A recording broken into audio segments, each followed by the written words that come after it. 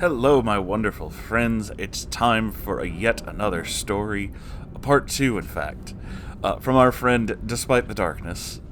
This is My Legbeard Ex-Friend, part two, which would be why I said it's a part two. I'm good at these things, can you tell?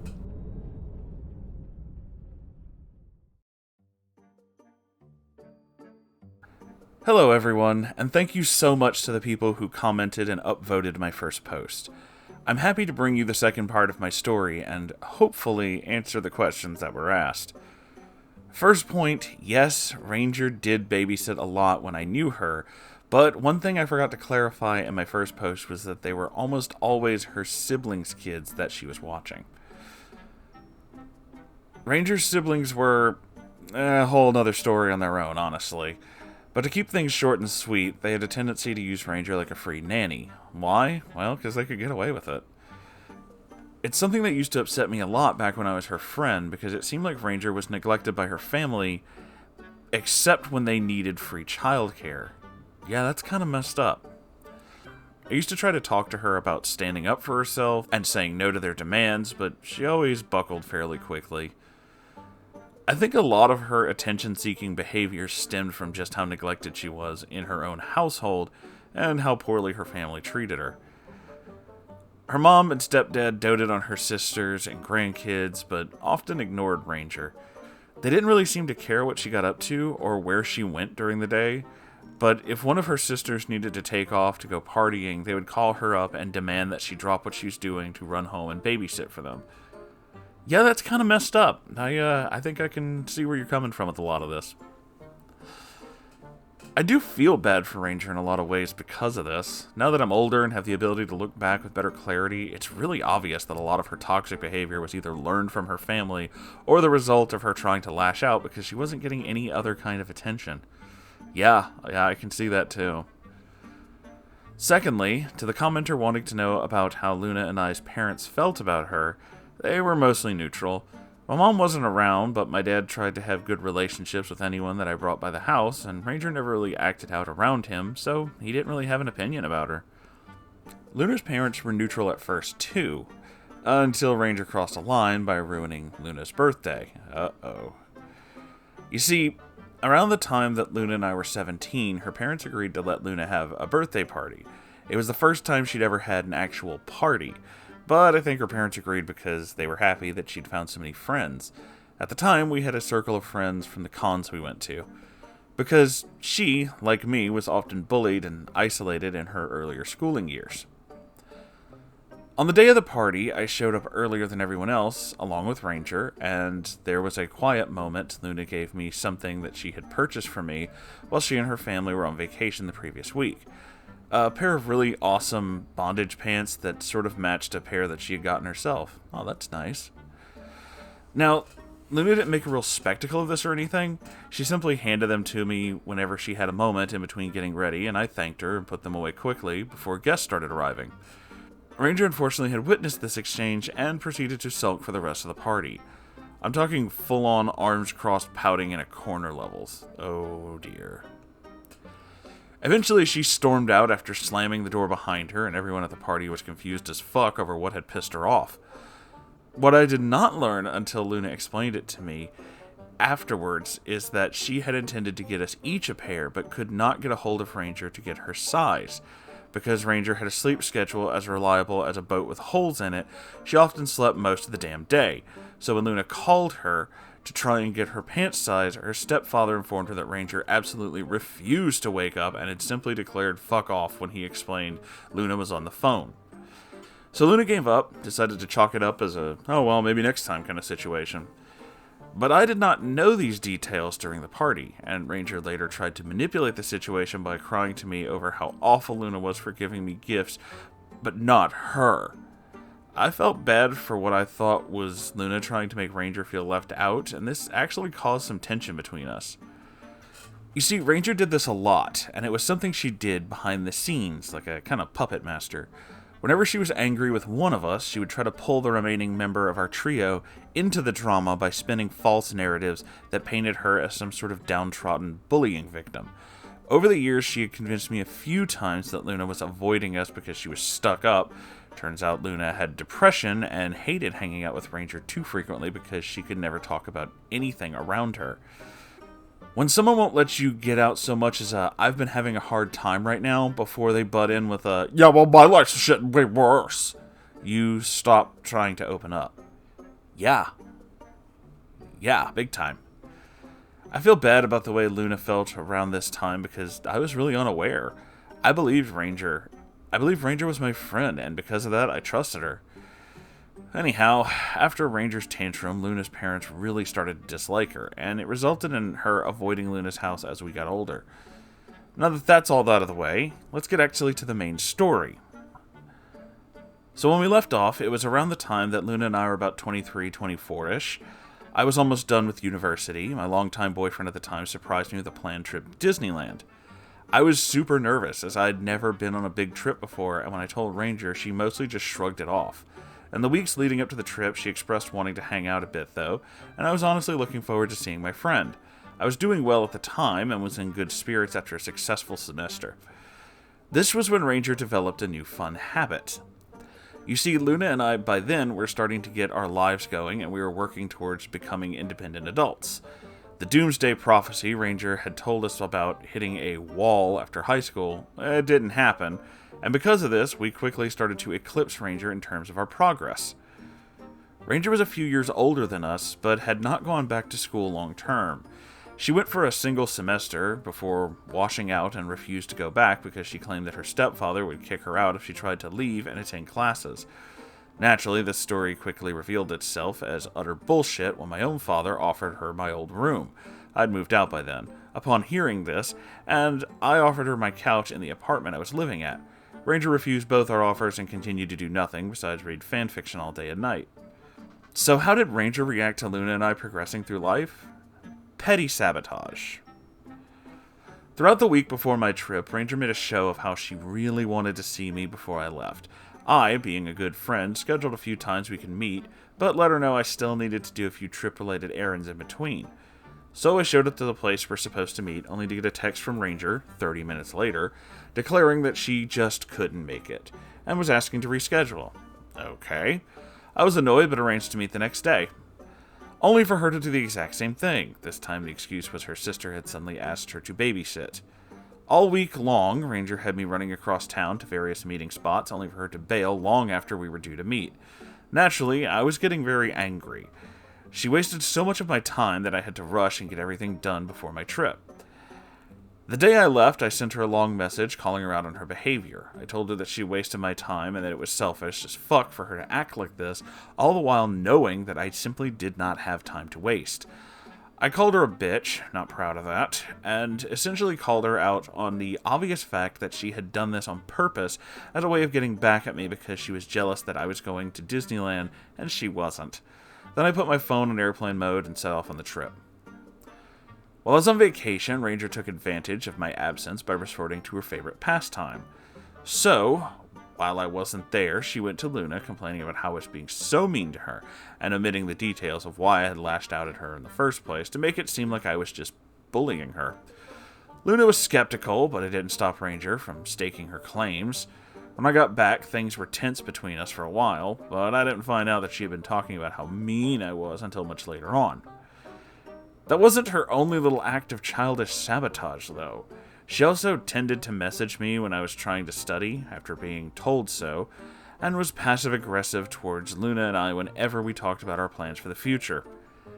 I think the worst thing she did to me during this time was sleep in during my graduation. I had asked her to attend along with Luna because they're my oldest friends, and I wanted them to celebrate my special day with me. Luna showed up nice and early to grab a good seat, but Ranger was nowhere to be found. After calling her several times on the phone, we decided to run down to her house. She lived a few blocks away from the ceremony's location, to go see what was going on. And where was our dear Ranger, you ask? Elle passed out in her room, with her phone on mute, at 1 p.m. in the afternoon because she, as usual, had stayed up all night, all while knowing that she had somewhere to be. She was still wearing last night's clothes and greeted me with a charming fuck off when I tried to shake her awake. After sulking and taking her sweet time getting ready, she made her way back to the graduation ceremony with myself and Luna. Keep in mind, I had told Ranger about my ceremony several times leading up to the day. She knew almost 2 months in advance. I had literally begged her to be there on time. Despite all of this, Ranger still decided that reading Power Rangers fanfiction was far more important than me graduating from university. To this day, Luna and I are convinced that she did it on purpose, hoping that by having to rush over to get her, I would end up missing my own graduation. The fact that she literally took another 30 minutes to even get out the door has made this highly suspicious. The only saving grace that stopped me from cutting ties with Ranger is the other events that happened around then that were far more distracting. I graduated from university, moved to another city, spent a year in a deep depression while struggling to find work. By then, my boyfriend had started mentally and physically abusing me. Oh my god. I am so sorry. That's horrifying. Like most abusers, he isolated me from my friends and family. The distance provided a good barrier to keep me from reaching out, all the while I struggled with my mental health and feelings of inadequacy. I never told anybody what was happening. I spent years having another person break me down, cheat on me, and assault me while remaining silent as a graveyard about it. Holy shit. This is something that I do regret to this day. But at the time, I was convinced that both Ranger and Luna hated me because my ex did some rotten things to both of them in an attempt to get them to vacate my life. The final straw with my ex came when I learned that he had been cheating on me with sex workers in an area that was currently dealing with an HIV surge. Oh my god. Yeah, that's not good. I flipped out, having finally taken all of the blows I could from him, and fled in the middle of the night with only my 2 cats and a few boxes of stuff. I returned to our hometown, beaten down and feeling about as low as I'd ever been at that point. I was miserable. I'd lost everything in leaving my ex, and now was facing the terror and the unspoken judgment of nurses because I had to go get tested to make sure he hadn't also given me the parting gift of HIV. He didn't, before anyone worries. I got lucky and escaped with a clean bill of health. I tell you all this because the way Luna and Ranger reacted to the news was such a significant contrast that allowed me to really notice just how toxic Ranger was. When I told Luna what had happened, she did not demand an apology or get angry with me over all the hurtful things my ex had done to her. She didn't gloat over it in any way. She was just there, no questions asked. She turned up outside my dad's house where I was staying within 20 minutes with ice cream and chocolate and just listened to everything I had to say. Never once did she butt in to talk over me or anything. She didn't say much beyond telling me that it wasn't my fault, and generally comforting me by telling me that I'd find someone way better than that. Ranger showed up about an hour late. Luna had texted her, asking her to go to my dad's ASAP, by the way, and had an ambivalent aura about being there. When I opened up to some of the specifics about what my ex was doing to me, she looked directly at me and paused, and then said, "Well, at least you don't have my life. Oh, real fucking classy." Then proceeded to explain that her stepdad yelling at her earlier for not cleaning the litter box was something much more traumatizing than what I had been through. Seriously, what a fucking asshole. I'll never forget the smug grin on Ranger's face to this day, and it's still vivid in my memory. She smirked like she had just been passing me in a gold medal race. She looked triumphant. There was not an ounce of care in her expression. This woman had just listened to me confide in her about the fact that I was being abused for years, and the only thing she could come up with is how she had it worse. The one time I truly needed Ranger to empathize with me, she simply refused to do it. Our friendship fractured that day. Though I stuck it out for a few more years, I think this was the turning point where I realized that Ranger was never going to get over her selfishness, and that I did not want someone in my life who would treat my personal tragedies like some kind of a fucking challenge. Ranger made it known to both Luna and I how little she cared about us on that day, and in doing so, she started shaking the tower of our friendship. Things were coming down, and it only got worse from there on out. Edited to add the following. Something I forgot to add originally is that another of Ranger's somewhat beardy traits is that she was very bad with money. Like I said, she never had a job in the entire time I knew her, and only got the odd payment here and there for babysitting. But when she did get money, Ranger never prioritized her basic needs. Instead, she blew through a lot of her cash by buying frivolous things she either did not need or were useless to her at the time. Before someone jumps down my throat, let me say that I am not against treating oneself or comfort through small pleasures in life.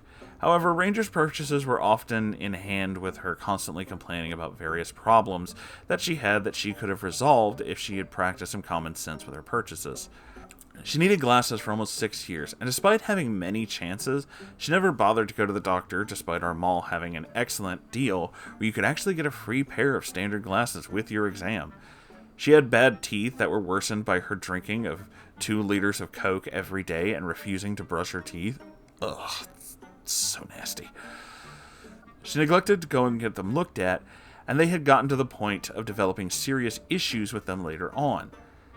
What she did buy was cosplay, even though she had no idea or when or how she was going to afford whatever con she intended to wear them at.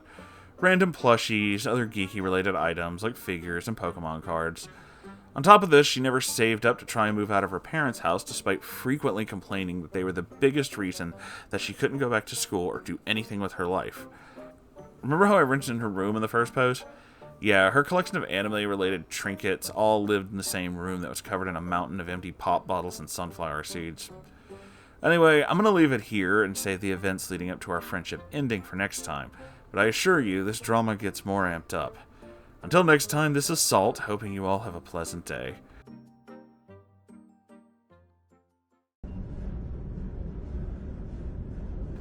There's so much with this. I don't even know where to start, but no, I kind of do know where to start. Salt, first off, I am so sorry you had to go through all that. That is fucking horrible, dude. I hope you're all right. That is some pretty terrible stuff. Wow. Just fuck that dude for one, What a piece of shit.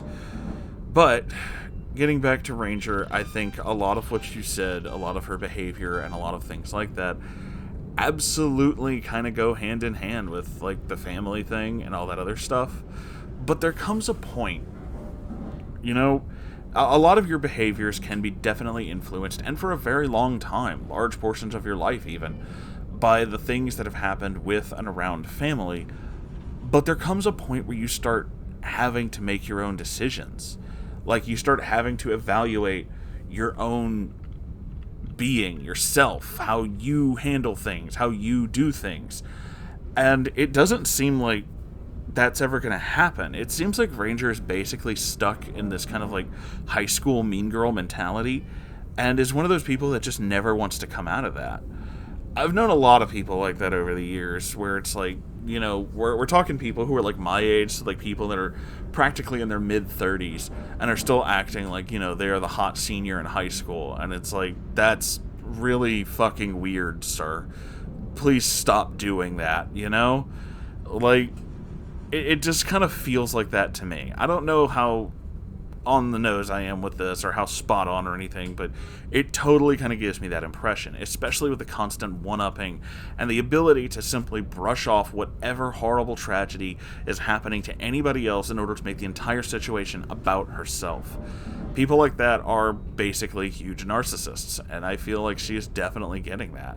She really likes people to look at her, despite how they look at her.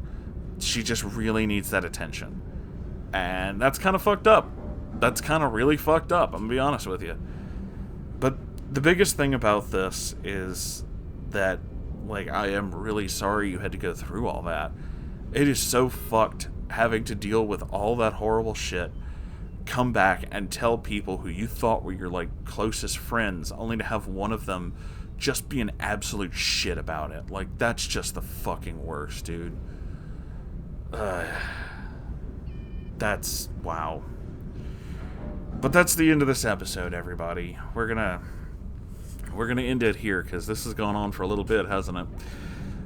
I want to thank you all for being here, for watching, for everything. Just, it's awesome. Make sure you do the whole YouTube thing. I don't really know if that helps, but I know it makes me feel better, and I guess it pushes the good buttons for YouTube. I don't know. Is the bell still a thing? I don't even know if the bell is still a thing. Either way, I also have a Ko-Fi if you'd like to donate so I can keep doing crazy things like this, and a merch store, so if you'd like to donate, but also get a weird t-shirt in the process. Both of these things are options, and they're in the description below this video. There's also a link to my subreddit where I read all of these stories, so if you have a story you'd like to share with me, that's where to do it. And there's a good possibility it'll wind up in a video. Thank you all so much for being here. I love you all so very much, and be careful out there, kids. I'll see you in the next video. Bye.